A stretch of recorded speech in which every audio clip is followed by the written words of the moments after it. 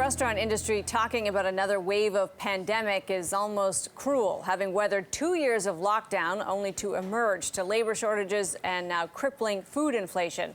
Ryan Donovan is co-owner and chef of Richmond Station. Thanks for being with us.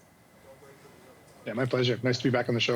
You know, I thought of you when I saw the food inflation data, because I wondered how that hits when we see those double-digit price increases at the grocery store. I assume it's happening at a wholesale level as well. How does that factor into what you're doing? Yeah, it's an important piece of the puzzle. I would say we adjust the numbers, every few weeks when we count inventory. That's the biggest piece of it. There's a few standout items, things that are global items, things that are really intensive on carbon. I think about vegetable oil. Those things are significantly more expensive than they used to be. But I'd say on the other side of that, for restaurants like ours that have been buying local for so long, those prices are pretty stable, and that's really nice. We've been buying beets from the same farmer for 10 years, and those prices are really stable. So there's some silver lining there too. That's a great silver lining, and one maybe will encourage a shift in buying patterns. Are you doing any of that? Are you looking at your supply chains and saying, there may be more dependability or there may be cheaper options? Those are things we've always known, actually. Going right to the sources, the best way to get the best food, chef knows that. If you're buying it right from the person making it, it's going to be the highest quality. And we've said for decades, in my own career here, that those are always going to be the most sustainable relationships. And one day, the moment will come when you want to have those relationships, and that day's today. We're really well situated for that because we've had those relationships for a decade. How flexible are your patrons when it comes to you adding in the extra prices that you're seeing here and there? And I can imagine with things like beef, you're going to have to do it because otherwise you're just taking a hit you probably can't afford. Yeah, that's a really good question. In the case of beef in particular, for our restaurant, we have a really special relationship with our farmer, and we butcher everything right in the restaurant, and we buy it directly from them. So that's a relationship that's many years old now. So we don't see quite the hit that a restaurant would if they're just buying sort of Alberta or Texas feedlot beef, which frankly no one should be buying anyways. And what we're seeing now, which is great, is that those things are more expensive because they're pricing in the cost of carbon, which they should have been doing for decades. So I have no sympathy for people that find that beef expensive. You shouldn't be buying that food.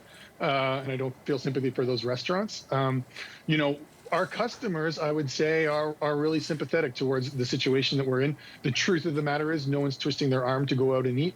Our customers understand the quality of product that we offer, and they're excited to come into our restaurant. And we see that every day because we're full every day. We turn people away every day. It's hard to get a seat at Richmond Station, and that's because the quality's so good, and the quality's so good because the food comes from around here. So that's always the good news side of the equation. The tough one has been for businesses like yours, staffing it up. Are you back to where you have the staff you need to meet that demand?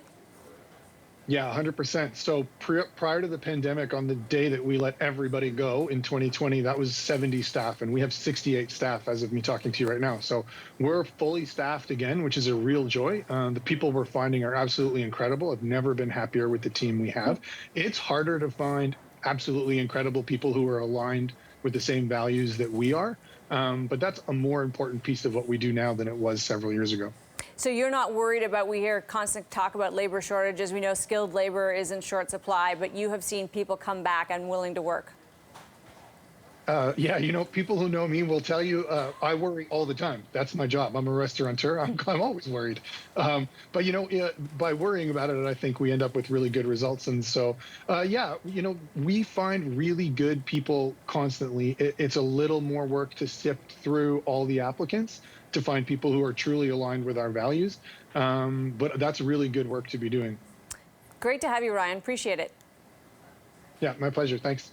Ryan Donovan, co-owner and chef at Richmond Station. Time for the takeaway and looking a gift horse in the mouth. With Parliament back in session and talk of inflation on the agenda, the Liberal government rolled out its promised bill to introduce dental care for young people in lower-income homes.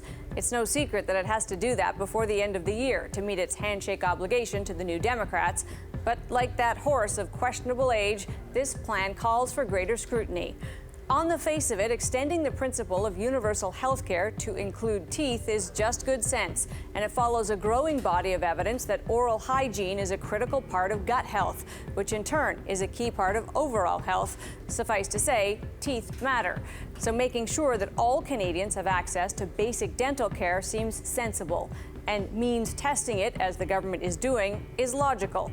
The test, households with a combined income below $90,000, is also a slightly more up-to-date view of what well-off means. But beyond the broad principles, there are a lot of questions about how the plan will roll out. Considering kids under the age of 12 is a good start, but covering all adults who don't have private insurance is a bigger proposition. And for the industry, it will matter how we do it. Will it be vouchers or a public insurance system? Will it mirror healthcare so that even the wealthiest ultimately access the same system at the same rate? Most importantly, can we learn from the existing healthcare system with its virtues and flaws and do better?